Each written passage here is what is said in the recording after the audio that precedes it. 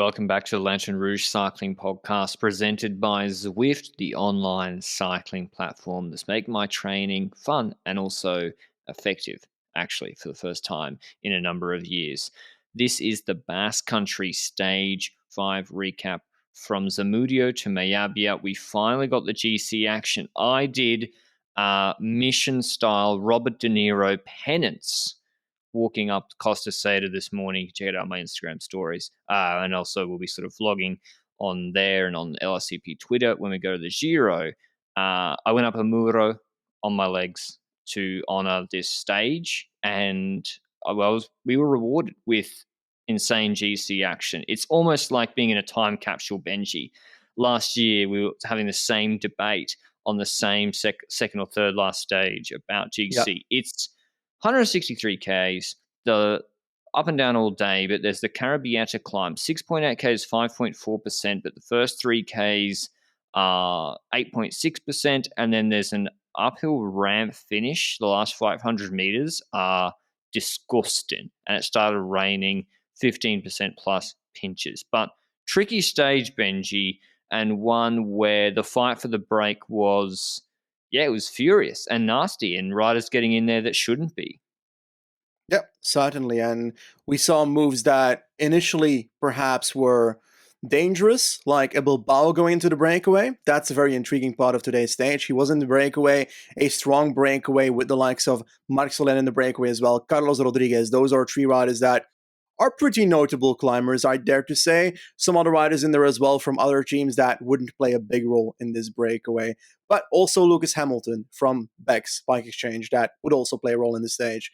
But Bilbao eventually got bulleted out of the group because obviously he's on like 18 seconds in GC. So clearly they were not going to be happy with having a rider like that in the breakaway. In the Peloton, they were chasing behind that. Jumbo had Subcas in the breakaway, but still was chasing in the group behind because they were not happy with the fact that Bilbao is in the breakaway. Soler is on a minute in that breakaway, which is also intriguing for the rest of the stage.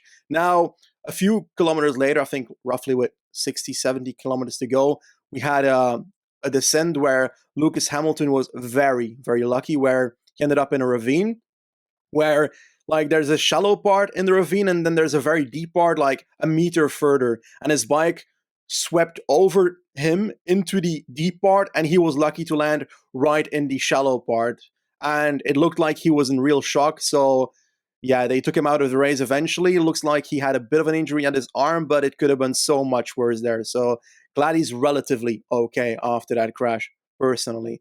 Now we go further into the race, and this breakaway starts to become intriguing because in the Peloton you've got quick-step pacing, Jumbo pacing. One by one their riders are being spent. And in the breakaway, it starts to go down towards just Soler and Rodriguez being left. And Elizondo was the last one to drop next to those two. And Soler and Rodriguez, well, I'm going to call him Rodriguez, sorry. But Soler and Rodriguez, whatever, that's intriguing because the gap was up to 3 minutes, 4 minutes at a certain point. Soler on a minute in GC, Ineos wasn't liking that. And Rodriguez doesn't take over anymore. What did you think? Do you think that's a good decision?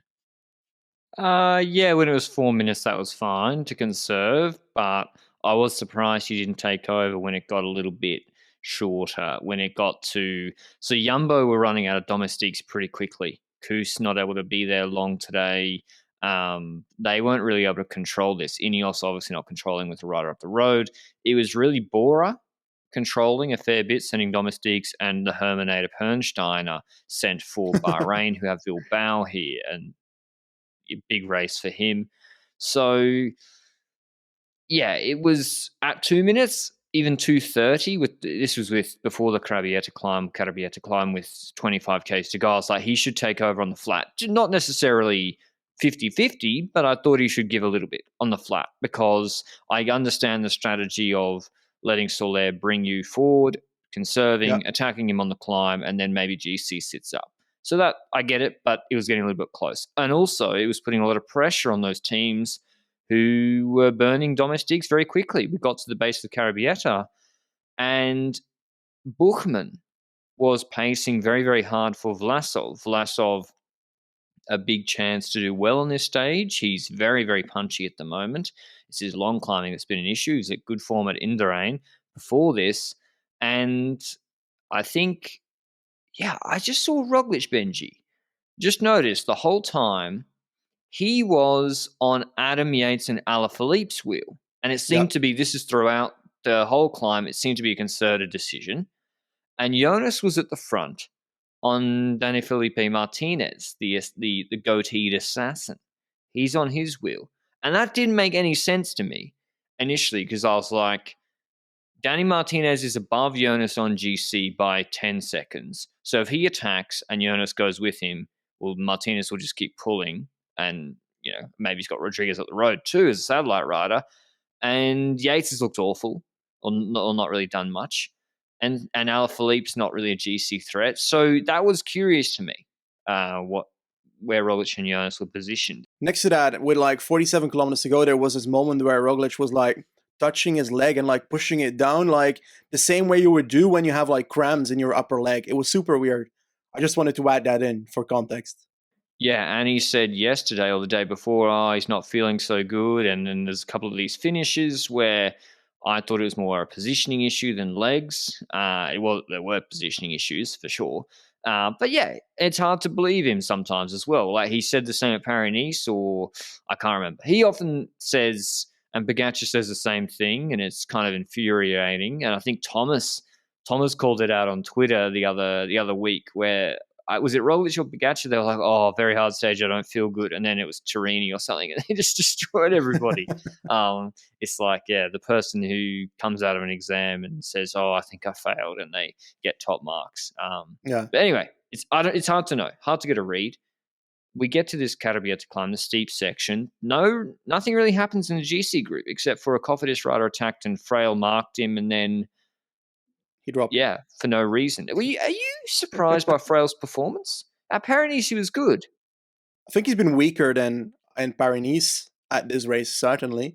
And he will ski last year in the final stage when it comes to the Astana race. So I guess I was hoping for him to play a role in this last few days of Basque Country, but he hasn't been that crazy. If you only respond once to a rider that is that Cofidis rider and you drop instantly after, it's kind of surprising to me. Yeah, I thought he'd be launching Martinez a little bit later on this climb. Anyway, before we get into the chaos that kicked off, mention our show partner, Zwift. Zwift is the online cycling platform and running as well that makes training engaging with the community on Zwift and fun. If you have a bike with a power meter, you don't need a smart trainer. If you don't have a bike with a power meter, you can have a smart trainer to connect to Zwift. It's very simple. There's a Zwift companion app, which you can have on pretty much all your devices, including your phone. If you want to check out Zwift and start training, or just sometimes what I do a lot of the time, just noodling around rather than any concerted training, just to get some hours in on the bike, there's a free 7-day trial through the link in the description down below at Zwift.com. Thanks as always to Zwift for supporting LRCP. Falls flat, it's Remco time. There's a false summit on this climb, and it levels off. Remco goes hard. Jon Izagirre on his wheel. Jonas third. Vlasov, Mas, Martinez chasing from behind. No Roglic in this group. I was initially like, this is a problem, Benji. Straight away, this is a problem. Yeah, I thought so as well. It is a problem because Jonas is reacting to people that are ahead of him in GC. And if Roglic does not react, who is he marking? You've got Alaphilippe left in the group surrounding him, Adam Yates surrounding him. But it looked like when Jonas responded, that Roglic was also responding on the right side of the road in the wheel of Tao Geoghegan Hart. And then suddenly moved to the left the second that he probably noticed that Jonas was responding. Because otherwise you wouldn't first react and then instantly stop and go back into the group. It was also a flat part, so it doesn't seem like something a rider would do when he's completely done for. Does that make sense? Yeah, it was, I think, and I'll get to it. I'll describe what happened first. So they go, Remco's pinning this descent. This group is contained probably a collection of some of the worst descenders in the GC field, including Martinez and Enric Mas. Mas is losing Remco's wheel. Martinez loses Mas' wheel. Jonas eventually has to come back and close Remco, who's attacking on the descent. It's a fast-flowing one. and behind we saw Bilbao bridging across. So this group didn't just go like on a steep pinch where if you didn't have the legs at that moment, you had no chance. No. Bilbao missed it initially, and it was like, shit, this has got every GC contender except Roglic, and he bridged across, obviously elite descender. And of course, the group isn't chasing because Bora, Ineos, Movistar, Quickstep are all represented. So it's really whether Jumbo will chase. It's just Roglic. He's not. FDJ, I think Godu wasn't able to close, and Yates isn't closing. So the group wasn't even working that well. It really wasn't working that well. Mas was shouting at Remco to pace. Jonas, I don't know if he knew what to do initially. He was pulling through initially a couple of times, didn't later. Martinez was like, I've got to ride her up the road. Even so, gets to 30 seconds. Rodriguez, who we've forgotten about, had attacked Soler on that climb. He's gone clear. He's 30 seconds ahead of this group. And I must admit, I think I made a mistake, Benji. I thought they should bring Rodriguez back. I overestimated how well this group would work together, and I thought they were going to catch him with 10Ks to go. So I thought they should bring Rodriguez back to pace Martinez. In hindsight, obviously, that wouldn't have been the best thing to do, but I don't know. How did you feel about it? I still think they should have called Carlos Rodriguez back. Because Martinez lost 4 seconds, right? On the bonus. Yeah, that as well, but that's in hindsight. You can't know that from beforehand. Yeah, Martinez is going to beat everyone else in this group. We can't know that from beforehand, but then you've got extra gap on the people behind. And in hindsight, yeah, Martinez would have won the stage again, but in the moment, I would have also gone for Carlos Rodriguez dropping back to the group because you can gain so much time on Adam Yates and Roglic, and that takes away riders that can play a role on a raid stage like tomorrow. And that is very valuable on a stage like tomorrow. So that's where I see the value there. And yeah, that's potentially taking away stage win if you call back Carlos Rodriguez in that position in the race, but it's about winning GC. Ineos is a $40 million team, not to win stages in Itzulia, but to win GCs. Yeah, I agree. That being said, I mean, it ended up working out fine for them, but I sort of, sided with the call them back. How that would work with morale might not have been great. This is the biggest win going up the road. And Rodriguez is a fantastic descender. He lost no time on this descent to the group at all, who, as I said, weren't working that well together. This is still 7 guys against 1 guy who's been in the break for a long time. He gets to the base of that climb. It's like, the climb is really only like 400 meters, but it is, as I said, a feral climb. The rain's starting to fall. Their rear wheel is slipping. Rodriguez had 30 seconds, and that was evaporating fast on the climb. Meanwhile, the group behind with Roglic was a minute 10 behind the GC favourites group. And Roglic wasn't working. It was just a domestique for Guru, a minute 10. That's, even no matter how hard you think tomorrow, that's a huge gap. The group sort of, Martinez stopped working the group behind. Rodriguez goes Pantani style in the drops, wins the stage, nearly gelds himself when his rear wheel slips on the last pinch and drops onto his top tube. Biggest win of his career so far. Incredibly talented. 7 seconds behind. Vlasov had led out after Remco he'd attacked, and then Remco caught him. Martinez then launched. It's kind of off camera. Martinez second, 6 bonus seconds. Remco a generous 2 seconds behind. I think it was more like 3.5. He came third. Meanwhile, we're like, where the hell is Vlasov and Vingegaard? They crashed. Somehow, we still haven't seen the footage. Hopefully it's somewhere. I'm sure a spectator's taken it on their phone because it was literally 30 meters from the finish. They'd fallen over into a hoarding on the side, and they had to get up and push their bikes in their cleats up this 20% pinch in the wet. Not a good finish for Jumbo-Visma, Benji. I'll do the top 10, and then we'll talk about all like what we think. Rodriguez wins the stage. Martinez second, 7 seconds plus 10 bonus. Evenepoel third, a really good performance from him on 9. Then Izagirre Mas Bilbao on 11 to 13. Vlasov and Jonas, they finished 11 and 13 seconds behind Martinez because of that crash. They would have been same time, I think, personally.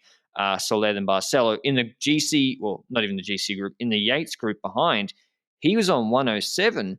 And he dropped Roglic. He put 8 seconds into him. That is I don't know what that is, Benji. Yeah. I think this was Jumbo Visma. This is my take on it. Jumbo Visma last year gave the jersey away to McNulty in Basque Country, and Jonas was in the group, and that worked out very well. And I think that was their plan today, was to not have the jersey going into the Arate stage. But Jonas went with, I think, Bilbao, Izagirre, and McNulty, and they didn't get a huge gap. It was like 30 seconds. This is every single GC leader, apart from Roglic. And Jonas even worked with them for a little bit. And then he obviously had the disaster at the finish. I think this was not a good outcome for them. I agree. This was tactically not a good outcome. And also when it comes to Roglic, we don't know necessarily if he had a great form or not. According to his race interview afterwards, let's talk about that for a second. He said, "We raced good. It went the way we wanted. My body is tired. Today was very hard. I could barely come to the finish, but we'll see tomorrow what that will bring." So a very vague interview combining tiredness, like always, every stage he says he's tired at this point, with the fact that this is how they wanted it. But if we take a look at the example of last year that you mentioned, Jumbo-Visma before Arate in 2021, Roglic was second in GC on 23 seconds, Vingegaard was 28 seconds down in third, and McNulty was first. Pogacar was behind the two. This situation, let's say that Vingegaard didn't crash because they couldn't have predicted that, okay? Vingegaard would have been on roughly 16 seconds of GC, I think roughly on the podium. Roglic is 8th on 105. The big difference is that the first person in GC is Remco.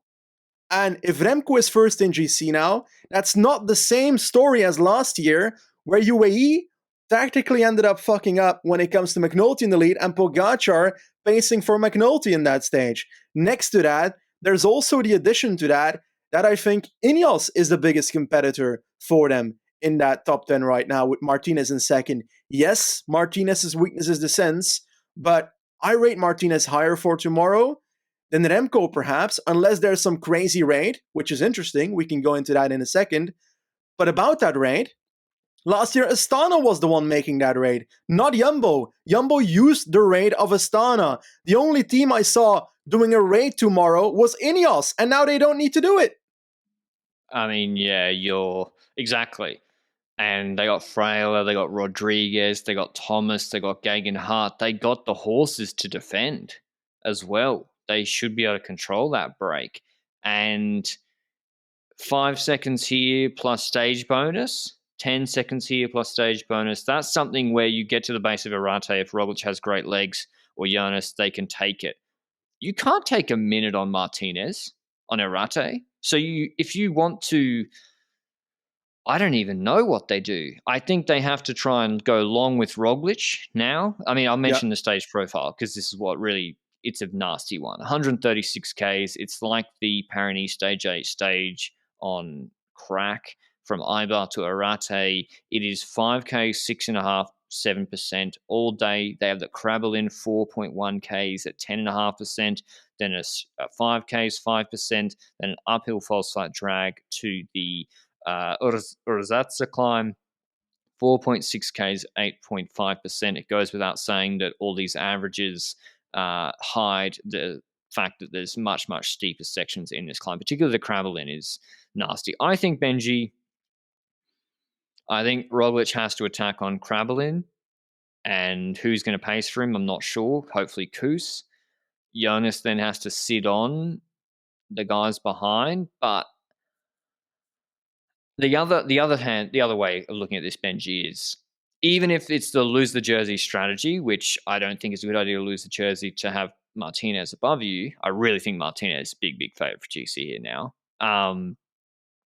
Roglic still, there's no way the plan was to lose 8 seconds to Yates on the line. Yep. I don't, or lose more time. So that's an indication of bad legs. And if that's the case, if it is the case that Roglic doesn't have it and he knows tomorrow he might even drop on Krabbelin, then is the strategy with Jonas actually fine? I would say no, because I still don't believe that Roglic did not respond because he didn't have the legs. I think Roglic did not respond because he saw Jonas respond. And I still think they could have both been in the group going to this finish if that decision was made better in that sense, or a different group was formed that was more beneficial. I think that part is the tactical failure today. I think the dropping at the end is indeed a signature of him not having the legs that he needs to actually take time. Otherwise, if it was really that he had good legs and only a tactical mistake, then at the end, he would have still launched it on that 600-meter climb. But he didn't do that today. He stayed in the wheels. Now, today was once again a bit of a shit weather day. Perhaps that had his influence again on Roglic. He has that quite a few times in shitty weather. But yeah, I don't know. I think it's both tactically and when it comes to the legs, it wasn't perfect at all. And it combined to the result we have now. And perhaps their plan was, like you said, to recreate the 2021 situation. But this is in no way the 2021 situation. No, and I think you have. It's not just Martinez, man. Like you just mentioned that the list from 2021. Like you have Vlasov, Mas, Bilbao, Izagirre as well. They're all 30 seconds plus ahead on GC. And how is Jonas going to take 30 seconds on Martinez? I guess a descent, but I don't know. It's now very, very tricky. And I don't know. I have to think about it. I think obviously Martinez, there's a very, very clear way that he will lose this race, and that's being attacked on a descent. If I'm Izagirre, I speak to Gadu, I speak to Roglic, and I say, let's full send the most technical or fastest descent we have. Martinez literally cannot hold their wheel. He is a terrible descender. And in fact, the guys who were staying on his wheel when he was chasing Evenepoel today, I was like, how is this not known by everybody? You cannot be on his wheel on a descent. Evenepoel, Benji, I'm probably underrating him a little bit. What's his play tomorrow? Given that it's a long old stage to defend 2 seconds against Martinez and Ineos. If a raid happens, he needs to be following the raid, and otherwise he needs to be at the ends surviving. I don't see a situation where he can, like, I don't necessarily see a situation where Quickstep can make the race tomorrow. And he kind of requires that. He can get advantages in the sense, but he needs someone else to do raids for him then. Because it's going to be very difficult for... Yeah, Martinez's weakness is descents. Like, it's pretty clear by now that Martinez is not a great descender. But it's going to be very hard for Remco to pull that off. Yes, can I just get out of the way that Remco's descending is underrated?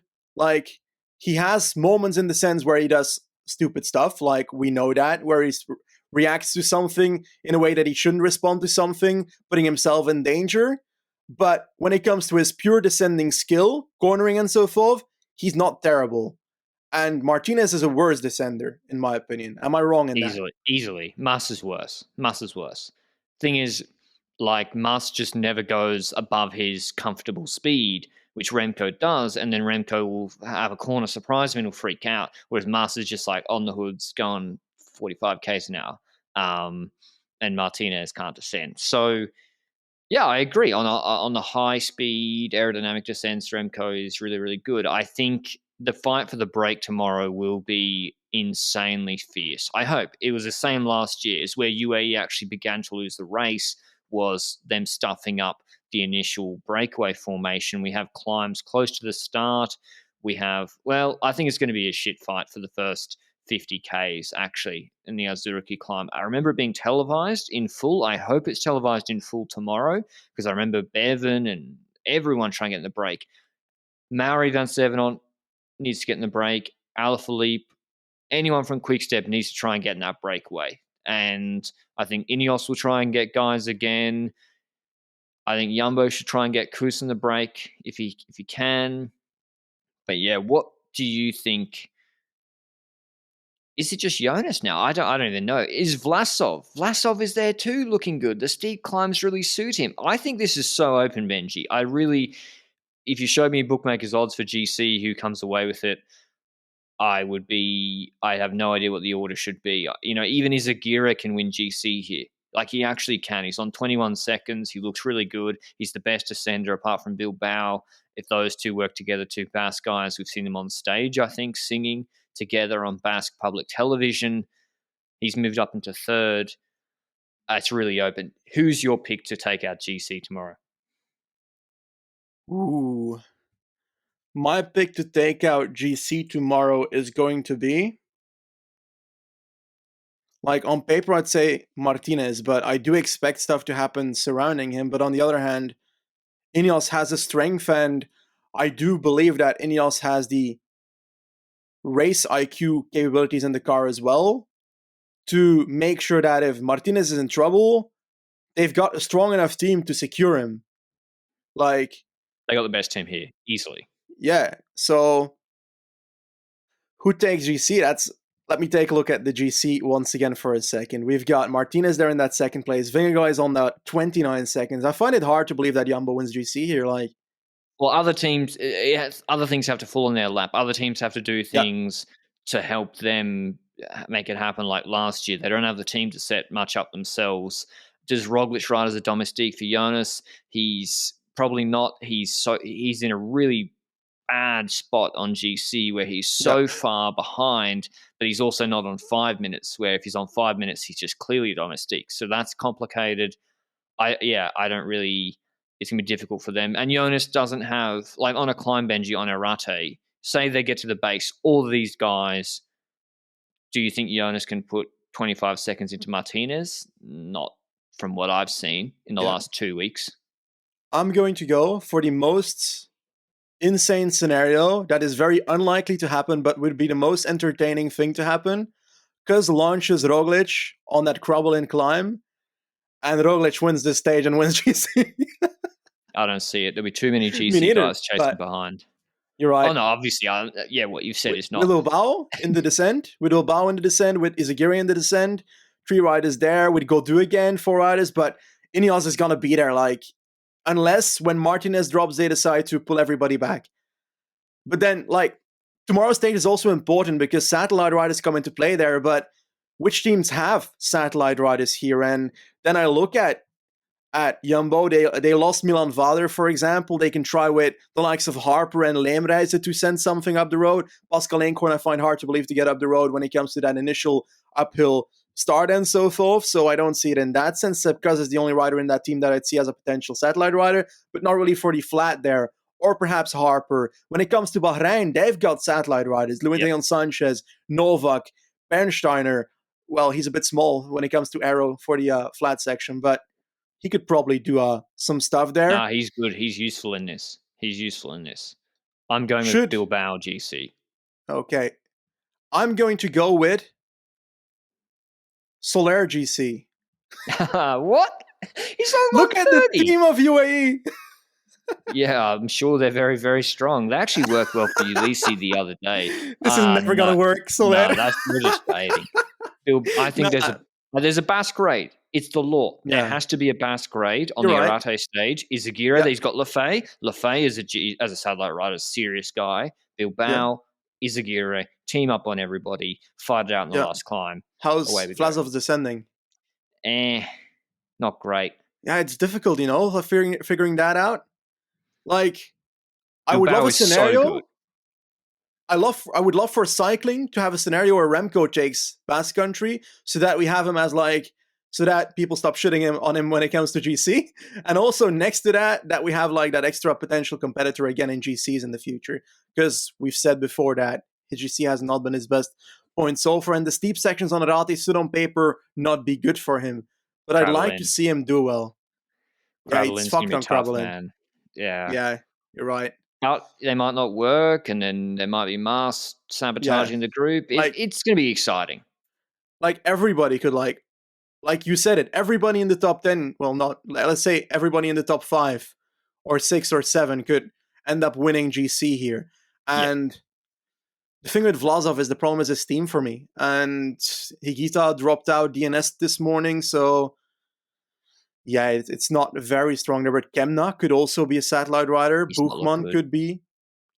Okay. Nah, Buchmann was pretty strong today, though, and Kemna was also pretty much at the front for a while. So I'm going to go with Vlasov eventually. Let's ditch all my previous picks. Vlasov is my go. No, I would have gone with Vlasov if he hadn't lost that stupid time in the crash. He would have been. I would have 100% gone with Vlasov. I had him for top 3 in the stage, but Yeah, that 15 seconds. But yeah, it's impossible to predict exactly what will happen. It's a must watch stage tomorrow on Saturday before Amstel Gold on Sunday. But yeah, lots to talk about at Basque Country as the same as last year. The only other note was the Cycliste Sarthe, Pedro Lauar, 2-1 race, the last stage, all of which looked the same. Olav Koy won that stage ahead of Murisa in a 2-up sprint, Viviani third, and he also took out GC Olav Koy, so nice result for him there. Pedersen crashed, Mads Pedersen, it was very windy Yeah, conditions. I haven't seen reports of I did. Is he all right or anything broken? They said he should be all right for Roubaix. He Okay. isn't hurt.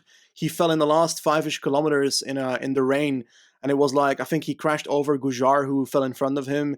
It was just a stupid rainy crash, and it's unfortunate because he was looking so good, and hopefully he can keep that up. But I hope you enjoyed listening as always. Make sure to give us a review on podcast players if that's where you listen, especially on Spotify. They've introduced that fairly recently. Thanks as always for your support. And we'll see you at the Basque recap tomorrow. Let us know who you think will win. I'm sure one of you will be right. That's the law of averages. Thanks to Zwift as always. Ciao.